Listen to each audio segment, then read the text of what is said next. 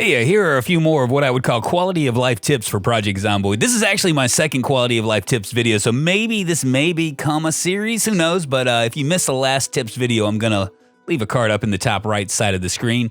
A link, that is, to check it out if you wanna. But enough of the banner, let's get on with the tips. So one of the first things most experienced players try to level up is electrical and mechanical, because both skills are a pain to level up but are necessary if you want to eventually be able to hotwire a car.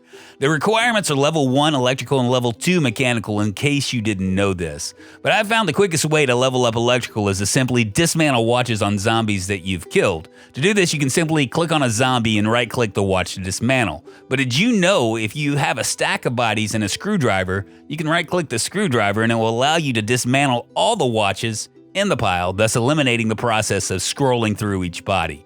Roughly speaking, you'll need 75 to 125 watches to level up to electrical 1. After that, what good is electrical? Well, level 3 will allow you to move most commercial ovens and fridges, so if you're intending to build your own safe house, you'll eventually want to improve your electrical skill. As far as leveling up mechanical, it's truly a drudgery at first. At level 0, you can even screw up changing a tire, believe it or not. And different types of cars have different difficulties associated with them. So to give yourself a better chance of success, start with the standard vehicles first, as they are the easiest to find success on, and leave the sports cars alone until you have a higher level mechanical. Another skill to improve that you probably didn't see value in improving is metalworking, especially if your combat skill is centered around short blunt. Now, I was going to include this tip in this video, but it appears that the Project Zomboid developers have decided to close the loophole. I'll mention it anyway because at the time of publishing, this loophole hasn't been closed, and I think there's value in knowing what items you'll get when you are disassembling certain metal objects. At this moment, right now, you can utilize a propane torch and a metalworking mask and disassemble literally anything other than car wrecks and use 0% of the propane in the propane torch. Why would you want to disassemble these items? Well, for two reasons. The short blunt pipes and metal bars and metal sheets that you can procure from them. At level 3, you can start to repair car parts with metal sheets, which is extremely important if you are as good of a driver as yours truly. The requirements are level 3 metalworking and level 2 mechanics. As an aside, get to level 4 mechanics and you can dismantle engines for spare engine parts and repair standard engines on other cars with them. Ovens and fridges are most likely to yield metal sheets, while bathroom items will be most likely to give you pipes and bars. And believe it or not, the metal pipe and bars are probably one of the best short blunt weapons out there because they have a very effective knockdown rate. And while we're on the subject of metal sheets, did you know that while zombies are drawn to player-made structures such as barricaded windows barricaded on the outside, they are less likely to be drawn when you barricade from the inside? What I'm trying to say is that if you're barricading a safe house on the outside, you're doing it all wrong. Skip it and barricade instead on the inside to be safer, at least at first. As far as barricades go, metal sheets are far better than planks. You can use up to 4 planks on a window or door and it will yield 80 HP. While just one metal sheet will yield 100 HP. Here's something that I didn't know I could do until literally last week, and I've played this game going on 4 years with 3,500 hours in. If you run across a broken window and have no weapon to clear it, jumping through can result in a nasty laceration or even a deep wound, which would require stitches. If you have any weapon, you can clear glass from a window automatically. But did you know you can take almost any non-weapon, equip it in your primary hand, and clear glass as well? I didn't. I discovered this after being stuck in a spawn house with no weapon and closed up by a barricaded door and broken windows. In the last Quality of Life tips video, I mentioned that selecting multiple items all at once can be done by selecting an item, pressing shift, and then selecting the last item. What I didn't know was that you can do this with equipping clothes really quick as well. To do this, you simply select all the clothing you want and then right-click to wear it. Your character will immediately start putting on the selected clothes.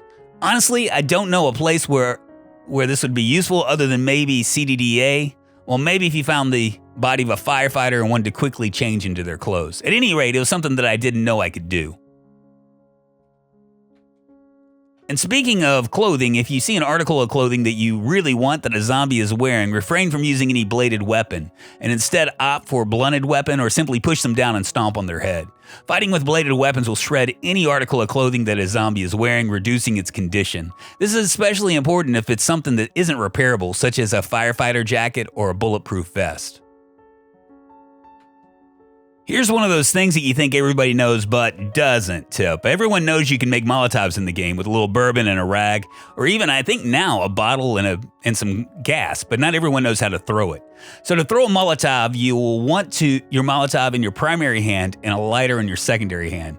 From there, you simply click in the direction you want it to land, and then you are off to the races. Actually, if you are watching this and build 41.78 is dropped, you will want to press F to light, as we now have the ability to toggle our lighter off and on, kind of similarly to a flashlight. When you pull down curtains, they automatically become sheets, so when you decide to use them to cover a window again, they just look like sheets. However, if you take them down using the pickup button, they will remain curtains, and when you go to place them back on a window, they will actually look like curtains. This is more for folks that want to make their house look pretty, since closing curtains is pretty much the same as drawing a sheet on a window, but it looks nicer to the discriminating eye. You can set up an alarm on a digital watch, which can be highly effective if you want to guarantee that you will get up on time, and when that alarm goes off, a lot of people will right-click their watch in their inventory to turn off the alarm. That's completely unnecessary, as you can simply click the bell on a clock UI to instantly turn it off and on. Now, I could write a pretty lengthy article on the best and worst traits to select when you are choosing them for your character. At this moment, there are several negative traits that I consider gimmies when it comes to adding points to select positive traits. One of these traits is smoking. The reason for this is cigarettes are fairly easy to find, and even if you don't find them, the addiction can be easily managed with a host of items. The biggest problem with a cigarette addiction in Project Zomboid is that your anxiety will turn to depression pretty fast, making you slower. You can easily manage both your anxiety and depression with read books, comics, alcohol, and food like chocolate. Cooked meals can also be a happiness buff as well. If you live long enough in the zombie apocalypse, eventually it's likely you're going to either start losing weight or gaining weight. If your weight goes down too far, or up too far for that matter, you will lose stamina, which will ultimately affect how often you can fight. There are two very quick fixes for this. If you want to manage your weight and you're trying to gain weight, choose a diet of only fish. I'm not sure why that is, but fish will increase your weight very quickly. To lose weight, stick to fruit that can be foraged. When you get to the point of 2 chevrons pointing up or 2 chevrons pointing down, go back to your regular diet and watch your weight either go up or down. And when I say fish, by the way, I'm not talking about the sardines in a can. Also, there's a big difference between cooking fish in a recipe and eating a fish by itself. The latter will help you gain weight. Other things that will help you gain weight quickly are condiments such as ketchup and chugging down a bag of raw beans, although you may want to keep a bottle of wine close because you won't be happy doing it. If you have played Project Zomboid for any amount of time, it is likely you've run into a house filled with nothing but toilet paper. Toilet paper is good for muffling a cough, but hands down, the best use I've found for toilet paper is to use it as kindling for a fire.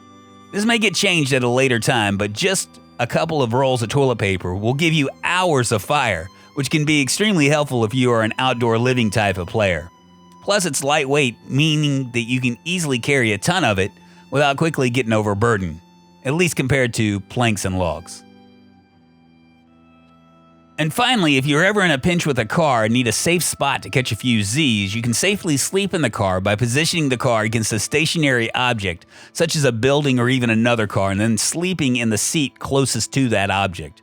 Right now, if a zombie spots you, they will try to pathfind toward the side of the car you are on, and since they can't reach that side, they will basically be in an endless pathfind animation loop. This is another one of those tips that I think the devs will fix in the future to make them instead attack the windows on the driver's side, but for now it's safe. I've also heard rumors that you can get a better night's sleep in a car if you sleep in the back seat, and you won't get the pain noodle from a crooked neck if you bring a pillow, although I'm not sure either one of those are true. But for now, you can park up against a stationary object and sleep with confidence. Well, that does it for this tips video. If you like this video, please give it a thumbs up, leave a comment, all that, as it helps the channel, and consider subbing to this channel if you wanna. Until next time, I'm Drunkonlife. Goodbye.